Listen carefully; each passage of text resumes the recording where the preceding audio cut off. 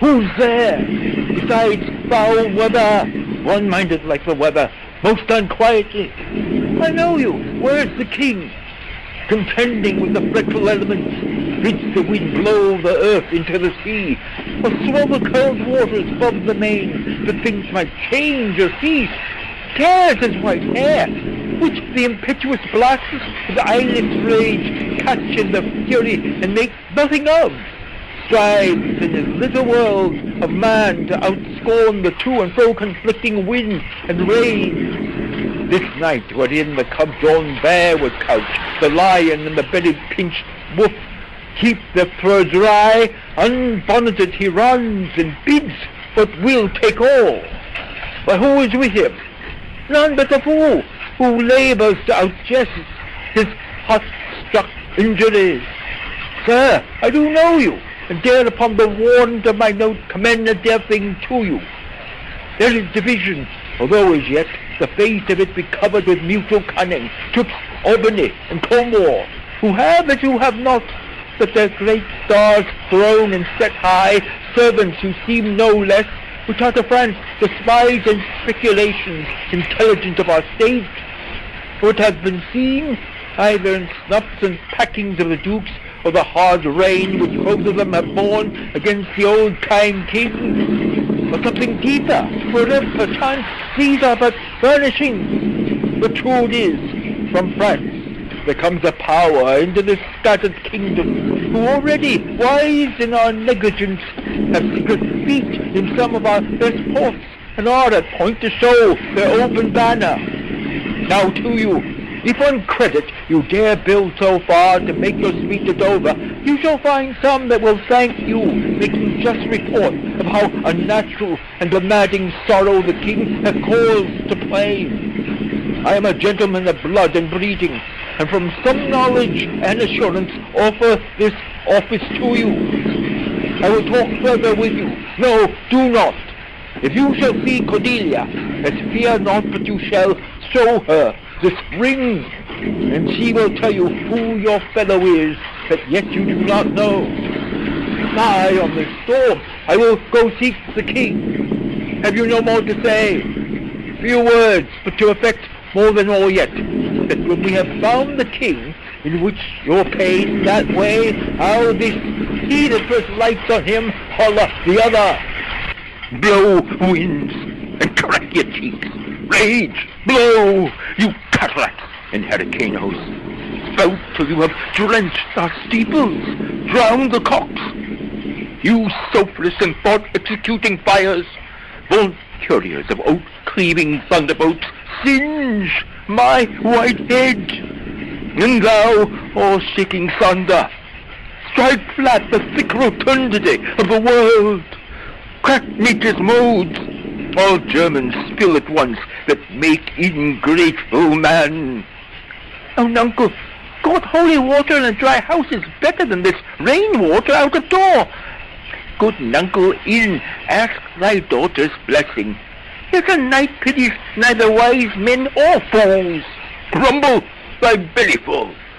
Spit fire, spout rain.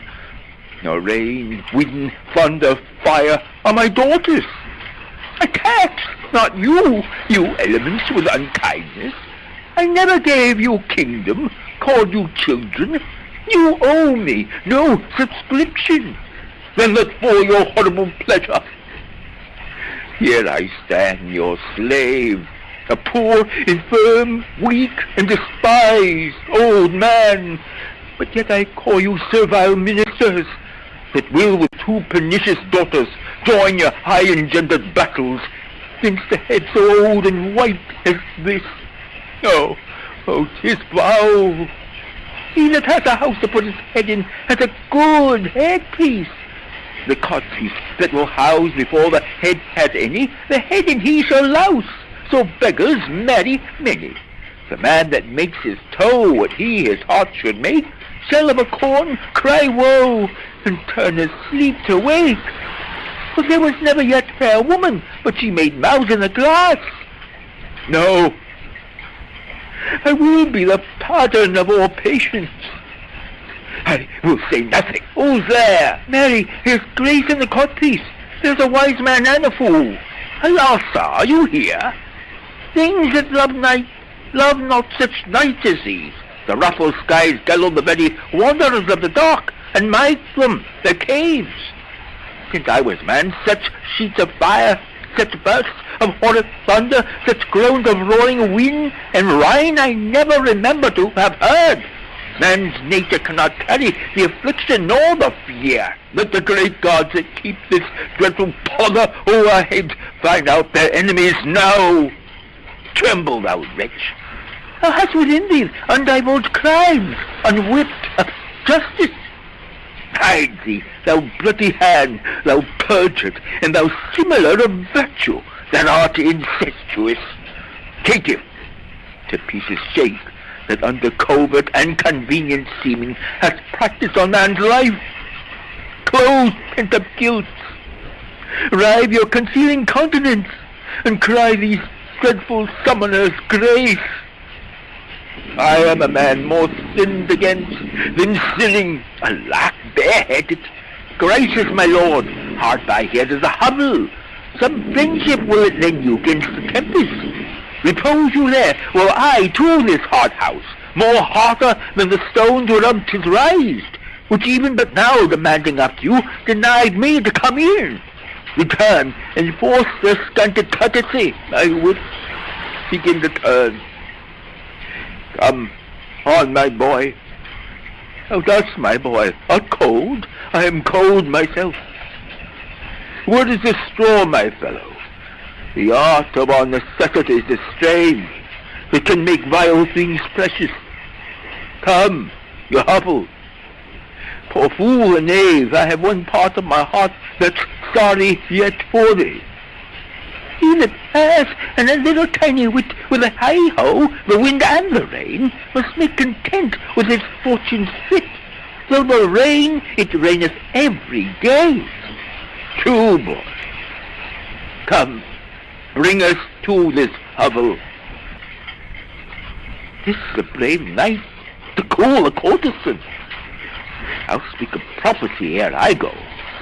When priests are more in word than matter, when brewers mar their malt with water, when nobles are their tailors' tutors, no heretics burned, but wenches suitors, when every case in law is right, no squire in debt, nor no poor knight, when slanders do not live in tongues, nor cut persons come not to throngs, when usurers tell their gold in the field, and bawds and whores do churches build, then shall the realm of Albion come to great confusion. Then comes the time, who lives to see it, that going shall be used with feet.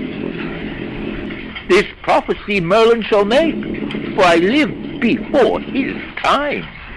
Lack it. I like not this unnatural dealing. When I desired their leave, that I might see him, he took from me the use of my own house, charged me on pain of perpetual displeasure, neither to speak of him, entreat for him, nor any way sustain him. Most savage and unnatural. Go to. Say you nothing. There is division between the dukes, and a worse matter than that. I have received a letter this night. It is dangerous to be spoken. I have locked the letter in my closet. These injuries the king now bears will be revengeful.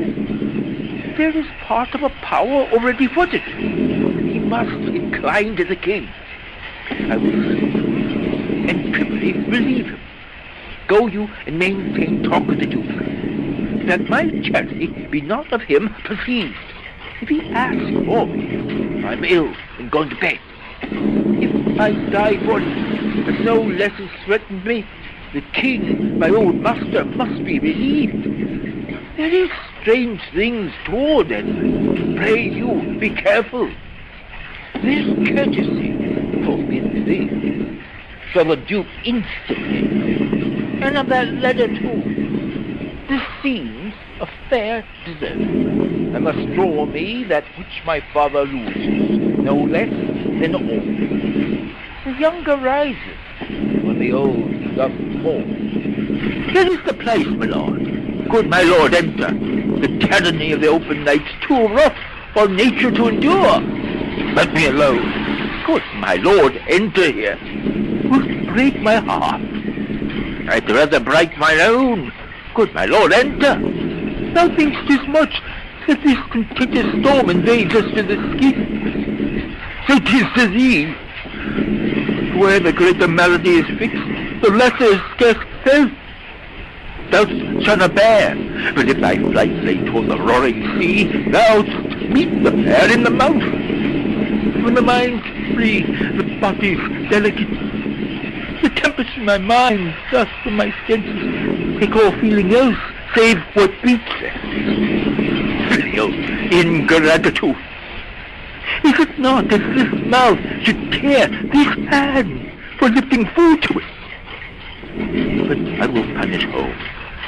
No, I will weep no more. And sit at night to shut me out. Pull on, I will endure in such a night as this.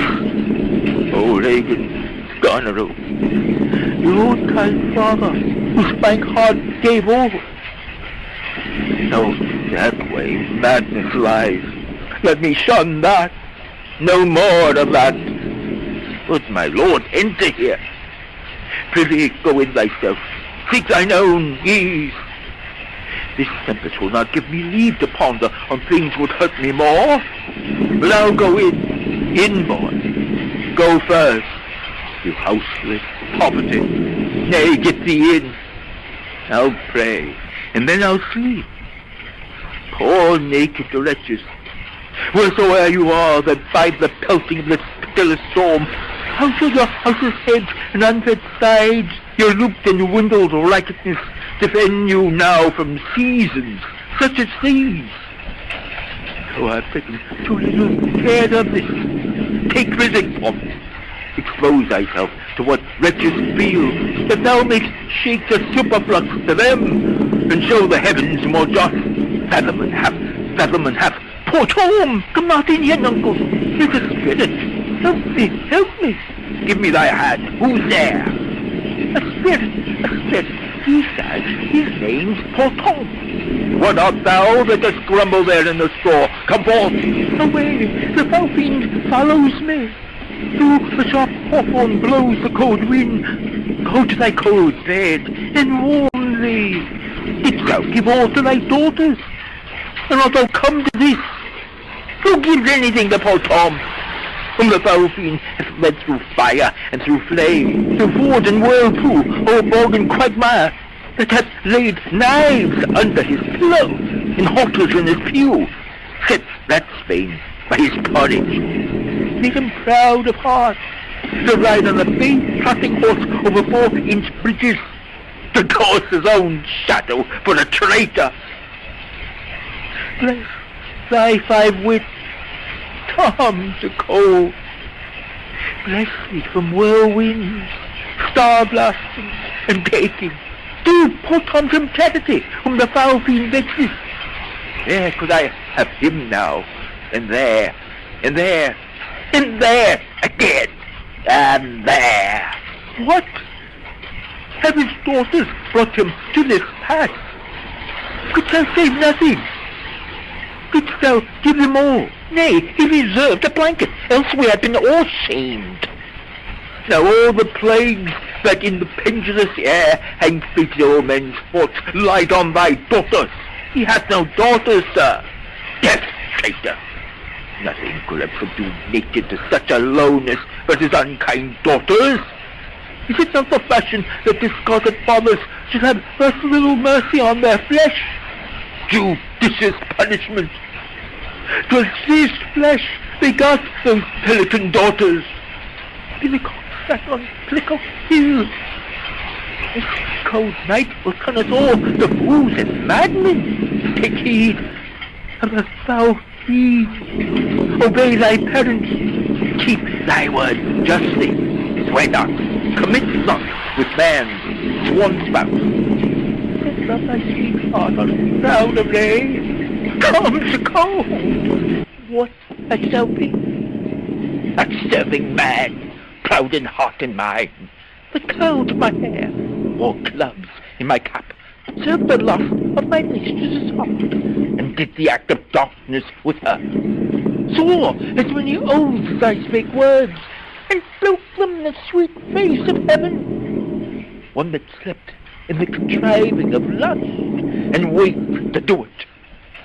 Wine loved I deeply, dice dearly, and in women out paramored the Turk. Force of heart, light of ear, bloody of hand, hog in sloth, fox in stealth, wolf in greediness, dog in madness, lion in prey. And not the creaking of shoes, nor the rustling of silks betray thy poor heart, O woman. Keep thy foot out of brothels, thy hand out of plackets, thy pen from lenders' books, and defy the foul fiend. Still, through the hawthorn blows the cold wind. Dolphin, my boy, stay, sir, let him trot by. Why, thou wouldst better thy grave than to answer with thy uncovered body to this extremity of the skies. Is man no more than this? Consider him well. Thou owest the worm no silk, the beast no hide, the sheep no wool, the cat no perfume. These three on us are sophisticated. Thou art the thing itself. An accommodated man is no more but such a poor, bare, forked animal as thou art. Off, you lettings! Come, unbutton here! Prithee, uncle, be contented, 'tis a naughty night to swim in. Now a little fire in a wild field, for like an old lecher's heart, a small spot, all the rest of his body cold. Look! This is the foul fiend! Give it! He begins at curfew, and walks till the first cock. He keeps the web and the pin, squints the eye, and makes the hare lip, mildews the white wheat, and hurts the poor creature of earth. Swift, cold-footed, thrice the old, he met the nightmare and her ninefold. Bid her light and her troth fight, and right thee, witch, around thee. How fares your grace? What did you see? What are you here? Your name? Poor Tom, that eats the swimming frog, the toad, the tadpole, the wharf newt, and the water.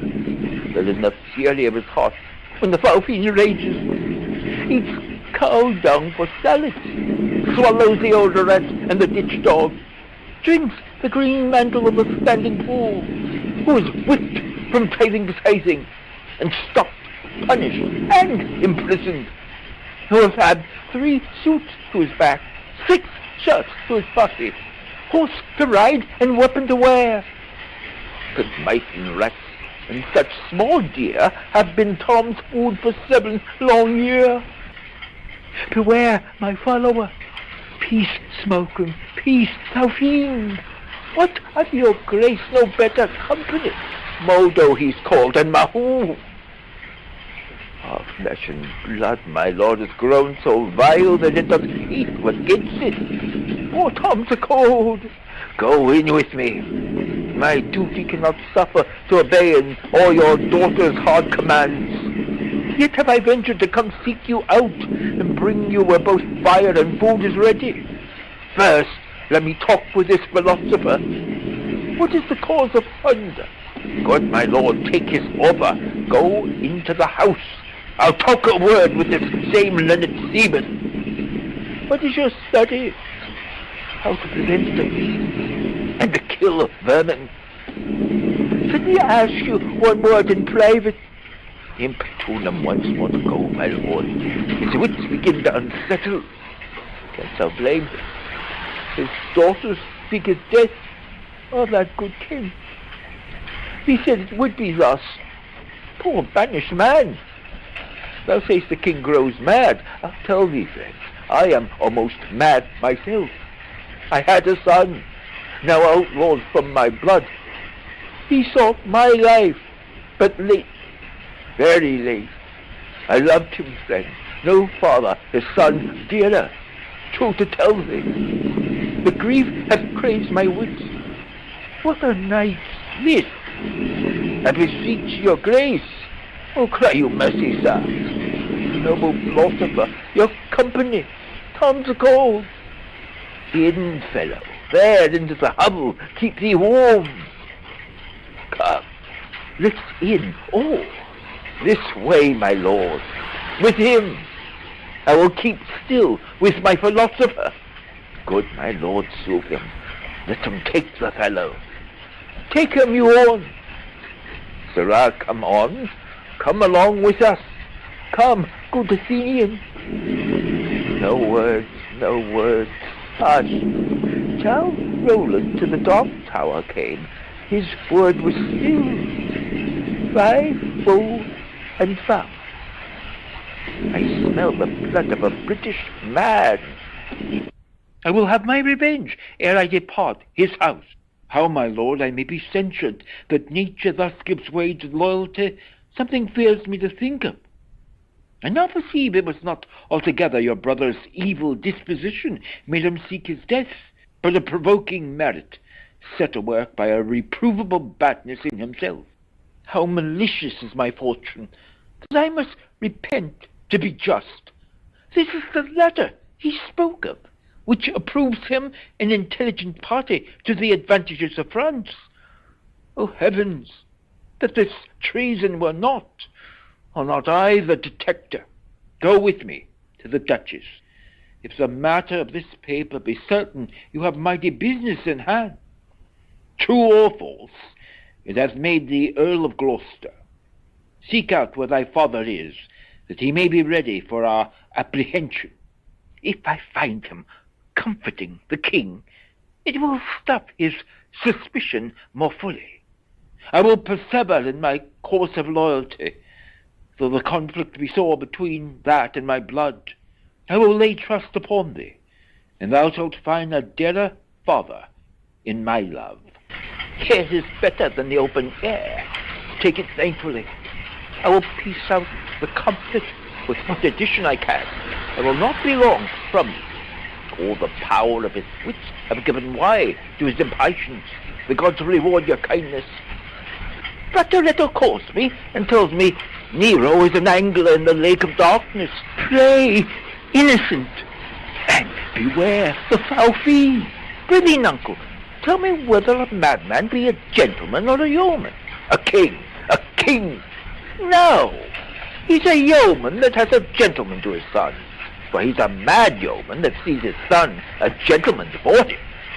To have 1,000 with red-burning spits come hissing in upon him. The foul fiend bites my back. He's mad, that trusts in the tameness of a wolf, a horse's health, a boy's love, or a horse oath. It shall be done. I will arraign them straight. Come, sit thou here, most learned justice, sir. Thou, sapient, sir, sit here. Now, you she-foxes, look, but he stands and glares. Once thou eyes a child, madam, come all the born Bessie to me. Her throat hath a leak, and she must not speak why she dares not come over to thee. The foul fiend haunts poor Tom in the voice of a nightingale. Hop dance cries in Tom's belly for 2 white herrings. Croak not, black angel. I have no food for thee. How do you, sir? Stand you not so amazed? Will you lie down and rest? I'll see their trial first. Bring in the evidence. The robed man of justice, take thy place, and thou, his yoke fellow of equity, bench by his side. You are of the commission. Sit you, too. Mother steal justly. Sleep or wakes thou, jolly shepherd? Thy sheep be in the corn, and for one blast of thy minikin mouth, thy sheep shall take no harm. Purr, the cat is grey. Arraign her first. 'Tis Goneril. I here take my oath before this honourable assembly. She kicked the poor king, her father. Come hither, mistress. Is your name Goneril? She cannot deny it. Cry you mercy. I took you for a joint stool. And here's another, whose warped looks proclaim what store her heart is made on. Stop her there! Arms! Arms! Sword! Fire! Corruption in the place! Forth, Justicer! Why hast thou let us escape? Less thy 5 wits! Oh, pity! Sir, where is the patience that you so oft have boasted to retain? My tears begin to take us past so much, though mar my counterfeiting. The little dogs and all, Tray, Blanche, and Sweetheart, see, they bark at me. Tom will throw his head at them. Avaunt, you curs! Be thy mouth or black or white, tooth the poison if it bite. Mastiff, greyhound, mongrel grim, hound or spaniel, brut or limb, or bobtail tyke or trundle tile, Tom will make them weep and wail. For with throwing thus my head, dogs leap the hatch, and all are fled. Come, march to waits and fairs and market towns. Poor Tom, thy horn is dry. Then let them anatomize her leggings. See what breathes about her heart. Is there any cause in nature that makes these odd hearts? You, sir, I entertain you for one of the 100, only I do not like the fashion of your garments. You will say they are persons, but let them be changed. Oh, good my lord, lie here and rest a while. Make no noise. Make no noise. Draw the curtains. So. We'll go to supper in the morning, and I'll go to bed at noon. Come hither, friend. Where is the king, my master? Here, sir, but trouble him not. His wits are gone. Good friend. My pity, take him in thy arms. I've overheard a plot of death upon him. There is a litter ready. Lay him in it, and drive toward Dover, friend, where thou shalt meet both welcome and protection. Take up thy master. If thou shouldst dally half an hour, his life with thine, and all that offer to defend him, stand in assured loss. Take up, and follow me, that will to some provision give thee quick conduct. Oppressed nature sleeps, 'tis rest might yet have bombed thy broken sinews, which if convenience will not allow, stand in hard cure. Come, help to bear thy master, thou must not stay behind. When we are betters, see bearing our woes, we scarcely think our miseries our foes. Who alone suffers most in the mind, leaving free things and happy shows behind. But then the mind much sufferance doth always skip, when grief has mates and bearing fellowship. How light and portable my pain seems now, when that which makes me bend makes the king bow. He challenged as thy father. Tom, away, mark the high noises, and thyself bewray, when false opinion, whose wrong thought defiles thee, in thy just proof repeals and reconciles thee. What will hap more tonight? Safe 'scaped the king. Lurk. Post speedily to my lord your husband. The army of France is landed. Seek out the traitor Gloucester. Hang him instantly. Pluck out his eyes. Leave him to my displeasure. Edmund, keep you our sister company. The revenges we are bound to take upon your traitorous father are not fit for your beholding. Advise the Duke where you are going to a most festinate preparation. We are bound to the like. Our posts shall be swift and intelligent betwixt us. How now, where's the king? My lord of Gloucester has conveyed him hence. Some 5 or 36 of his knights, hot questresses after him, met him at gate, who with some other of the lord's dependents are gone with him toward Dover, where they boast to have well-armed friends. Go seek the traitor Gloucester. Pinion him like a thief. Bring him before us. The will we may not pass upon his life without the form of justice, yet our power shall do a courtesy to our wrath, which men may blame, but not control. Who's there? The traitor? Ingrateful fox, 'tis he. Bind fast his corky arms. What mean your graces? Good, my friends, consider you are my guests. Do me no foul play, friends.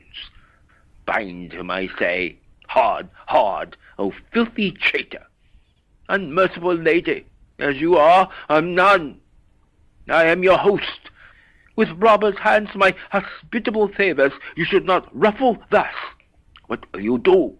Come, sir, what letters had you late from France? Be simple answered, for we know the truth. And what confederacy have you with the traitors late footers in the kingdom? To whose hands have you sent the lunatic king? Speak. I have a letter guessingly set down, which came from one that's of a neutral heart, and not from one opposed, cunning and false. Where hast thou sent the king? To Dover. Wherefore to Dover? Wast thou not charged at peril? Wherefore to Dover? Let him answer that.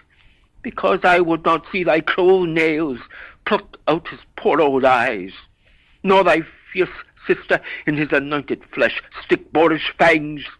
To see, with such a storm as his bare head in hell-black night endured, would have buoyed up and quenched the stellar fires. Yet, poor old heart, he hoped the heavens to rain. If wolves had at thy gate howled that stern time, thou shouldst have said, Good Potter, tend the key, or cruise else subscribed. But I shall see the winged vengeance overtake such children. See it? Never. Fellows, hold the chair. Upon these eyes of thine I'll set my foot. He that will think to live till he be old, give me some help. Oh, cruel, oh, you gods. One side will mock another, the other too. If you see vengeance, hold your hand, my lord. I have served you ever since I was a child, but better service have I never done you than now to bid you hold. How now, you dog? My villain, nay, then come on and take this chance of anger. Oh, no, I am slain, my lord. You have one eye left to see some mischief on them. Let it see no more, prevent it, out, vile jelly. Where is thy lustre now? All dark and comfortless. Where's my son, Edmund? Edmund, enkindle all the sparks of nature to quit this horrid act. Thou treacherous villain, thou call'st on him that hates thee. It was he that made the overture of thy treasons to us, who is too good to pity thee. Oh, my follies! Then Edgar was abused. My gods, forgive me that, and prosper him. Go thrust him out at gates, and let him smell his way to Dover. How is it, my lord? How look you? I have received a hurt. Follow me, lady. Turn out that eyeless villain. Throw this slave upon the dunghill. Regan, I bleed apace. Untimely comes this hurt. Give me your arm. I'll never care what wickedness I do, if this man come to good. If she live long, and in the end meet the old course of death, women will all turn monsters. Let us follow the old earl and get the bedlam to lead him where he would. His roguish madness allows itself to anything. Go thou, I'll fetch some flax and whites of eggs to apply to his bleeding face. Now heaven help him. Better thus, and known to be contemned, than still contemned and flattered. To be worse, the lowest and most dejected thing of fortune stands still in Esperance, lives not in fear. The lamentable changes from the best, the worst it turns to laughter.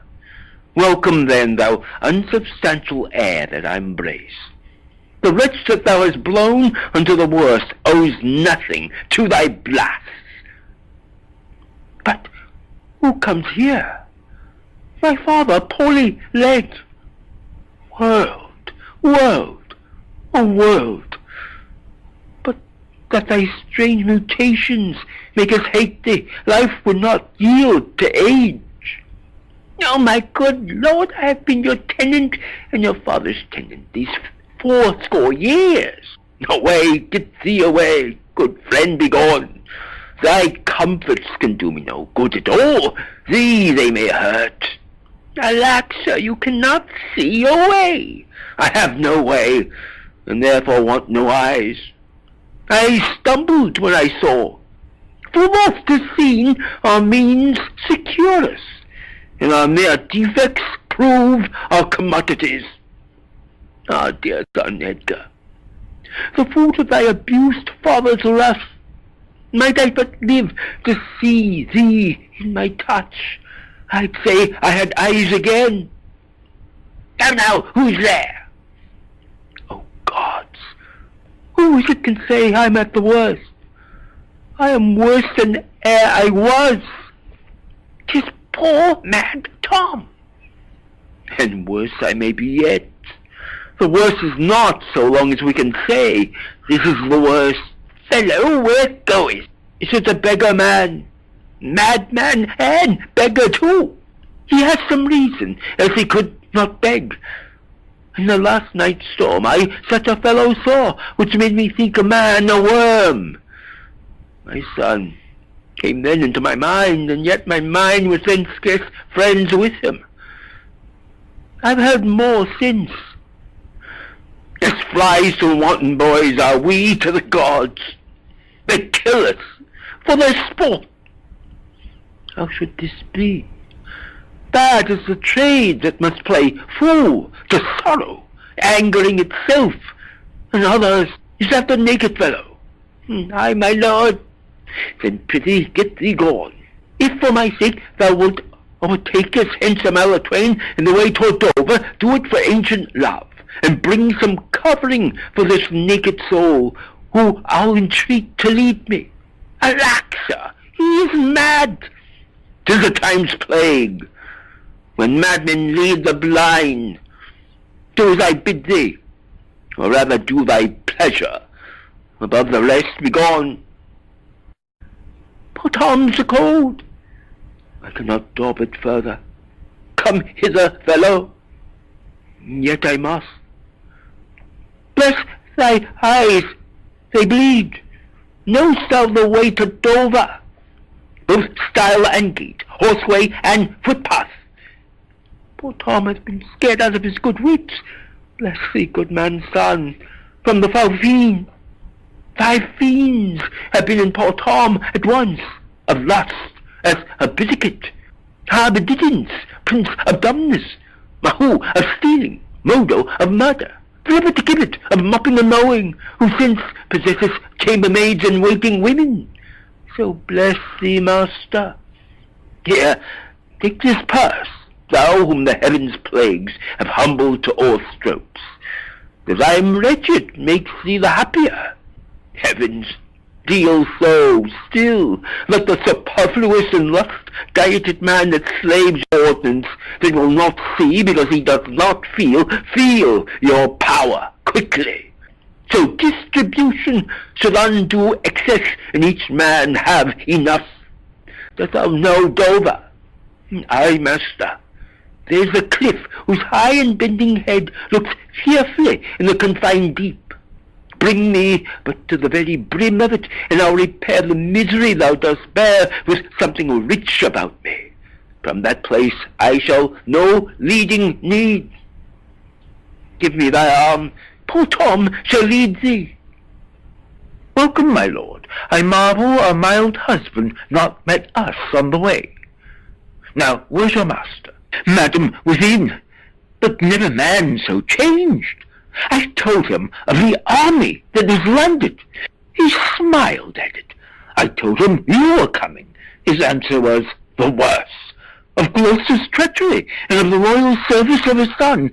When I informed him, then he called me sot, and told me I had turned the wrong side out. What most he should dislike seemed pleasant to him. What light, offensive. Then shall you go no further.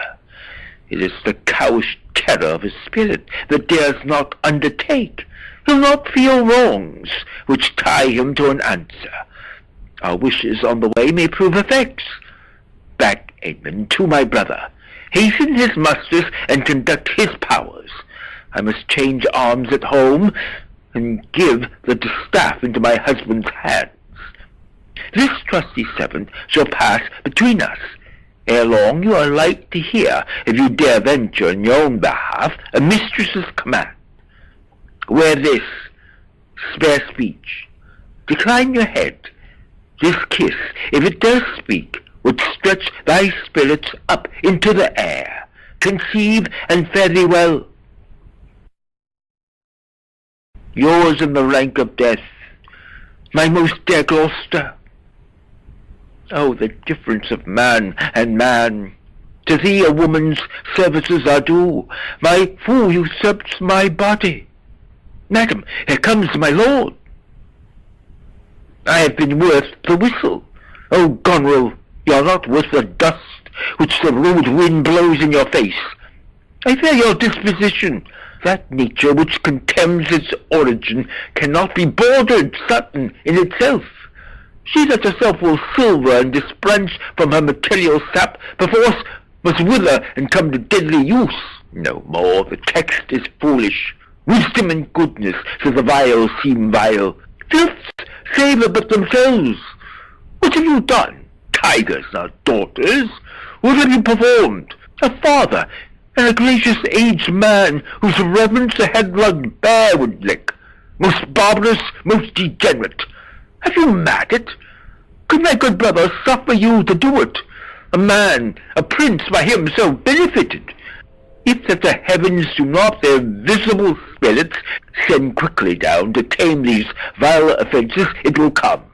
Humanity must perforce prey on itself, like monsters of the deep, milk-livered man, that bears the check for blows, a head for wrongs, who hast not in thy brows an eye discerning thine honour from thy suffering, that not knowest fools do these villains pity, who are punished ere they have done their mischief. Where's thy drum? France spreads his banners in our noiseless land. With plumed helm thy slayer begins threats, whilst thou, a moral fool, sit still and criest, Alack, why doth he so? See thyself, devil. Proper deformity seems not in the fiend so horrid as in woman. O vain fool! Thou changed and self-covered thing, for shame!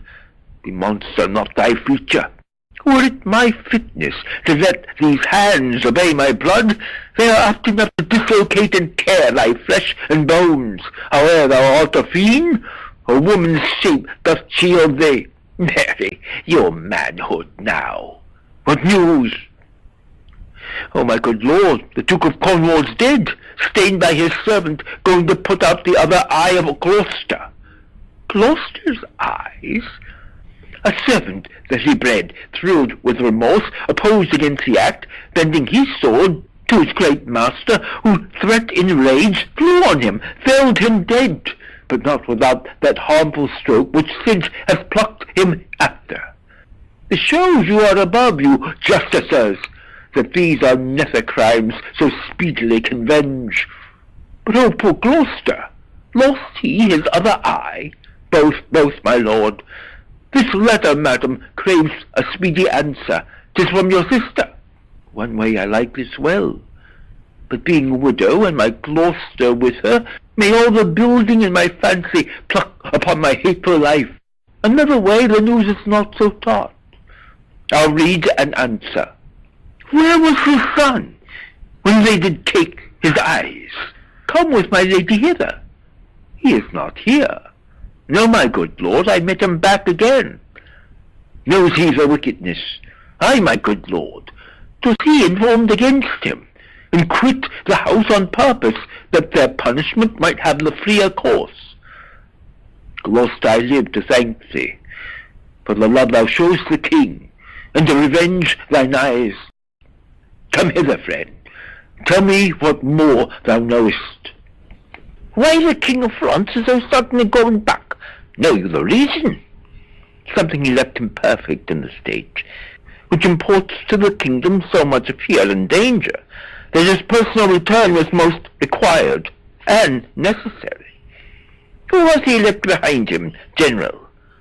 The Marshal of France, Monsieur Lafar. Did your letters pierce the Queen to any demonstration of grief? Aye, sir. She took them, read them in my presence, and now and then an ample tear trilled down her delicate cheek. It seemed she was a queen over her passion, who most rebel-like sought to be king o'er her.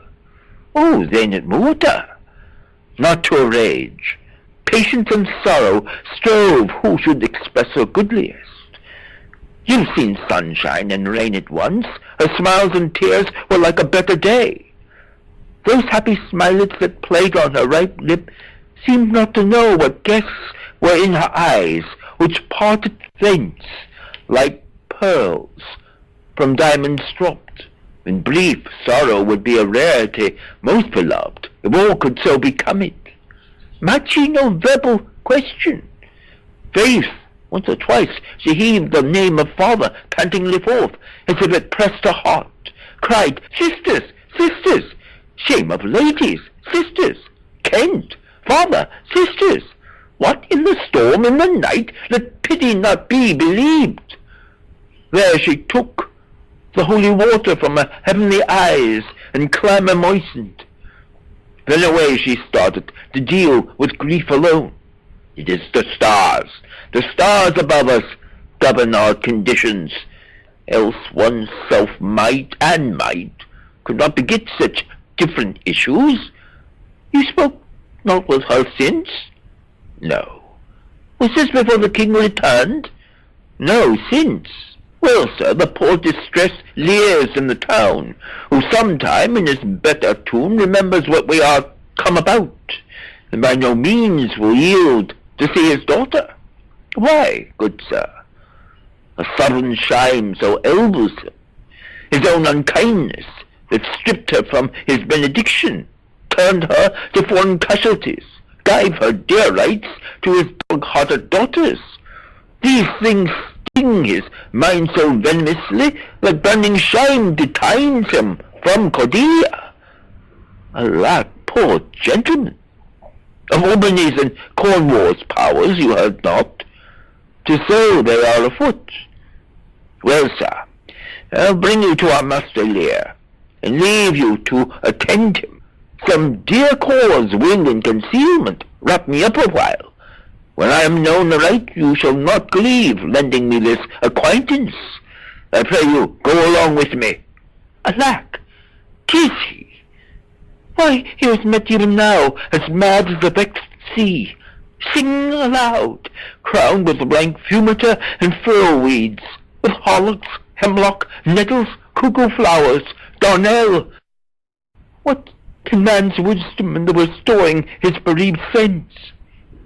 He that helps him take all my outward worth. This is means, madam. A foster nurse of nature is repose, the which he lacks, that to provoke in him are many simples operative, whose power will close the eye of anguish. All blessed secrets, all you unpublished virtues of the earth, spring with my tears. Be aidant and remediate in the good man's distress. Seek for him. Let his ungoverned rage dissolve the life that wants the means to lead it. News, madam, the British powers are marching hitherward. 'Tis known before. Our preparation stands in expectation of them. Oh, dear father, it is thy business that I go about. Therefore great France my mourning and important tears hath pitied. No blown ambition doth our arms incite, but love, dear love, and our aged father's right. Soon may I hear and see him. But are my brother's powers set forth? Ay, madam, himself in person there. Madam, with much ado, your sister is the better soldier. Lord Edmund spake not with your lord at home? No, madam. What might import my sister's letter to him? I know not, lady. Faith, he is posted hence on serious matter. It was great ignorance, Gloucester's eyes being out to let him live. When he arrives, he moves our hearts against us. Edmund, I think, is gone in pity of his misery to dispatch his knighted life. Moreover, to descry the strength of the enemy. I must needs after him, madam, with my letter. Our troops set forth tomorrow. Stay with us. The ways are dangerous. I may not, madam. My lady charged my duty in this business. Why should she write to Edmund? Might not you transport her purposes by word? Belike something, I know not what. I love thee much. Let me unseal the letter. Madam, I had rather... I know your lady does not love her husband. I am sure of that.